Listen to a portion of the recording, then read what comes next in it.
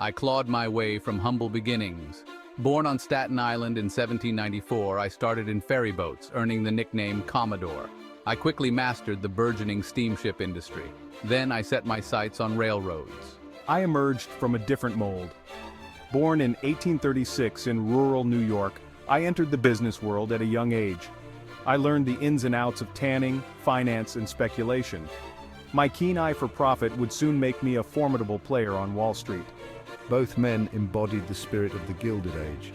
This period, from the 1870s to the early 1900s, saw rapid industrial growth and immense fortunes built.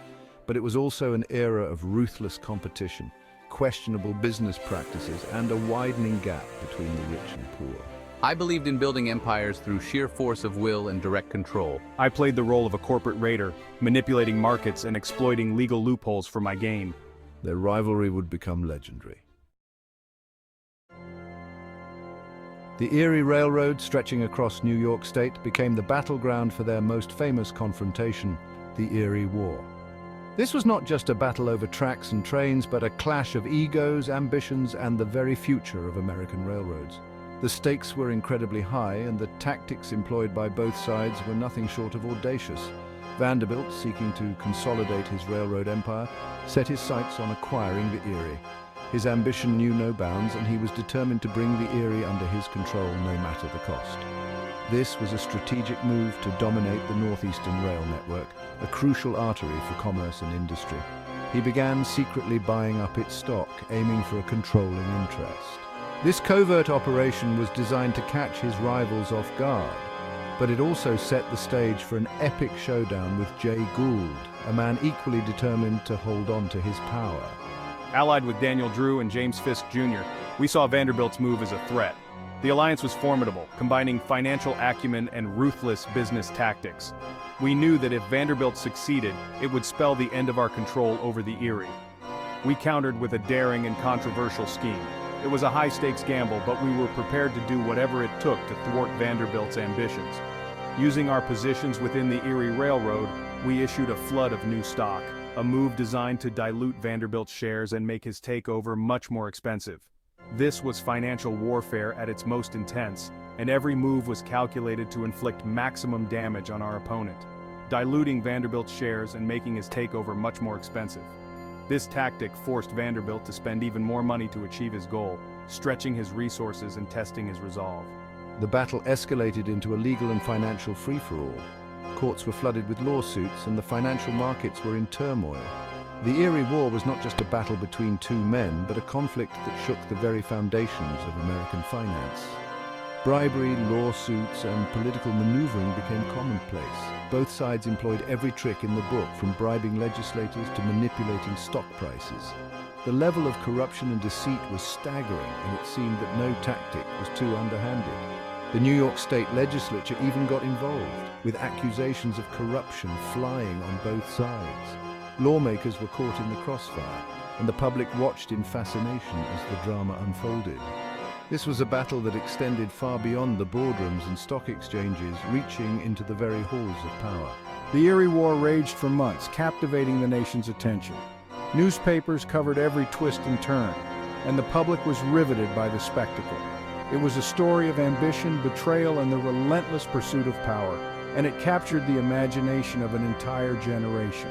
It exposed the Wild West nature of American finance and the lengths to which these titans would go to win. The Erie War was a stark reminder of the cutthroat world of business, where fortunes could be made and lost in the blink of an eye. In the end, Vanderbilt would relinquish his control of the Erie, a move that marked the end of one of the most dramatic chapters in American business history. But this was not a simple surrender, it was a strategic retreat, one that allowed him to regroup and focus on other ventures, though not without exacting a hefty financial settlement from Gould and his associates. This settlement was a testament to Vanderbilt's negotiating prowess and ensured that he did not walk away empty-handed. The Erie War may have ended, but its legacy would endure, a reminder of the fierce battles that shaped the American railroad industry.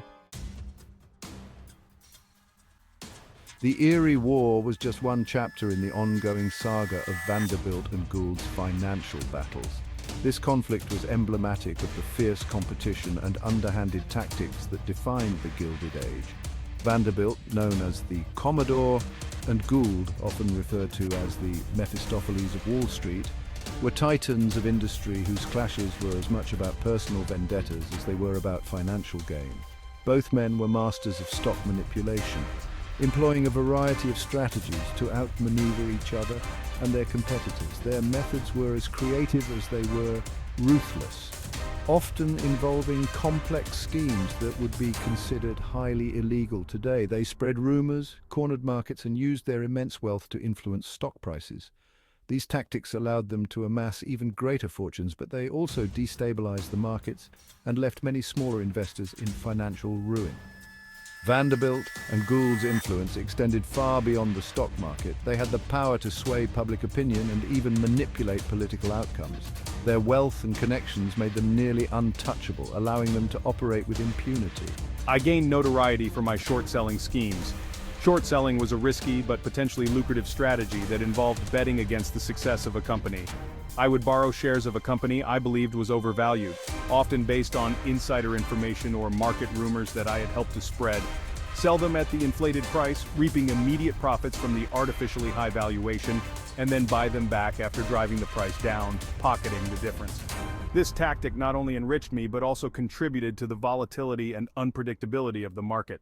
Their tactics, while profitable, often came at the expense of small investors.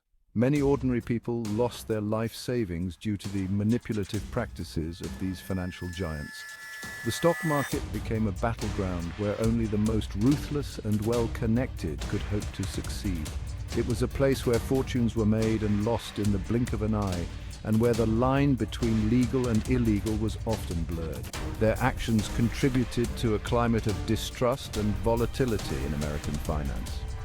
The frequent market crashes and financial panics of the era were often exacerbated by their manipulative tactics. Despite our questionable methods, we both played a role in shaping the modern financial system. Our actions, while controversial, forced the market to evolve and adapt. We helped to create a national market for securities, laying the groundwork for the complex financial systems we have today, and developed new financial instruments such as futures and options that are now standard tools in the financial industry. Their rivalry, though often destructive, spurred innovation. The intense competition between Vanderbilt and Gould led to the development of new financial strategies and technologies, and efficiency in the world of finance. Their relentless pursuit of profit pushed the boundaries of what was possible, setting the stage for the modern financial era. The legacy of Vanderbilt and Gould is a complex one, marked by both incredible innovation and significant ethical concerns. Their story serves as a reminder of the power and peril of unchecked ambition in the world of finance.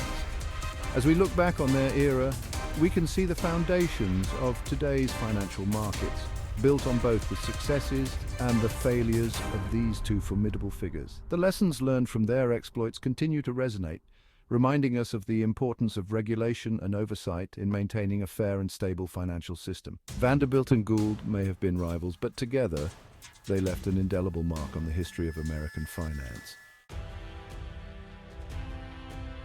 Section 4: Railroad Empires Building a Nation on Tracks. Beyond their financial machinations, Vanderbilt and Gould left an indelible mark on the American railroad industry. Their influence extended far beyond mere business transactions. With my focus on consolidation and efficiency, I revolutionized the way railroads operated. I created a vast railroad network that spanned the eastern United States, connecting cities and towns that were previously isolated. I invested heavily in infrastructure, upgrading tracks, building bridges, and standardizing gauges. This not only improved safety, but also increased the speed and reliability of rail transport. His railroads connected major cities, facilitated trade, and enabled the rapid movement of goods and people. This connectivity helped to unify the nation after the Civil War, fostering a sense of national identity and purpose. His New York Central Railroad became a model of efficient transportation, setting standards that other railroads would follow. While I was less interested in building than acquiring, my strategy was no less impactful. I also amassed a significant railroad empire focusing on strategic acquisitions to expand my reach. I gained control of the Union Pacific, Missouri Pacific, and Wabash railroads, among others. Each acquisition was a calculated move to dominate the industry. My focus was on expanding westward, tapping into the growing markets of the American West. This expansion opened up new opportunities for trade and settlement. Both men recognized the transformative power of the railroad. They understood that it was more than just a means of transportation.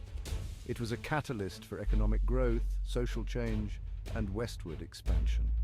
The railroads they built and acquired were instrumental in shaping the future of the United States. Their railroads opened up new territories, connected distant markets, and fueled the rise of industrial America. The legacy of Vanderbilt and Gould is still felt today, as the railroads continue to be a vital part of the nation's infrastructure. The railroads laid the groundwork for the modern transportation network, influencing the development of highways, air travel, and even the internet. Their vision and ambitions set the stage for the interconnected world we live in today. Vanderbilt and Gould were not just railroad tycoons, they were visionaries who saw the potential of the railroad to transform society.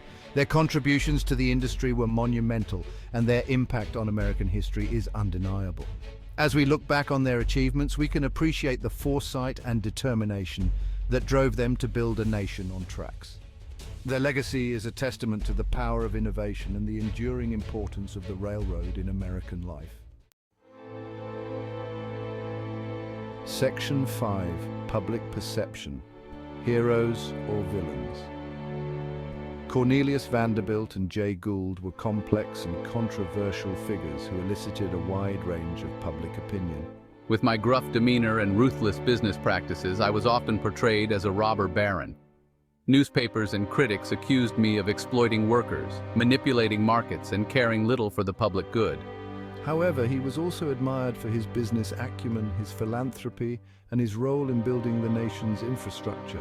I was vilified in the press even more so than Vanderbilt. My involvement in financial scandals, my reputation for ruthlessness, and my lack of interest in public opinion earned me the title of the Mephistopheles of Wall Street.